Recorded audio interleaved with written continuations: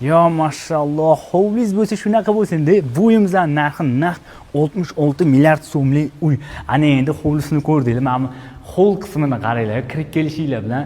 Yo mashalloh, bu uyda haqiqiy professional o'z ishini mutaxassisi ishlaganligi shundoqqina namoyon.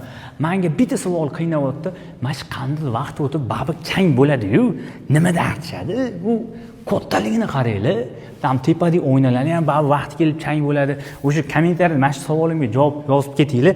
Ana endi hol qismini ko'rdinglar. Tayyor bo'lsanglar, to'xtanglar.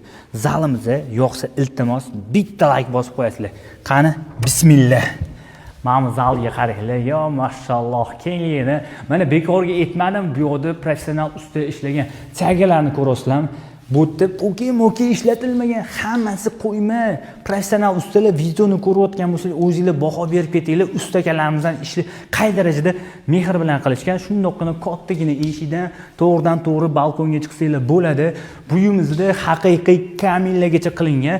Agar to'liq xonalarni hisoblasak, bu uyimizda 32 sotugi yo 14 ta yo 16 ta xona bor. Umumiy xonada har bir xonasi katta qilingan. Inshaalloh niyat qilganlar bu videoga bitta like bosib, kimga mana shunaqa qasr uylarni ravo ko'rsangiz, o'sha eng yaqiningizga jo'natib qo'ying.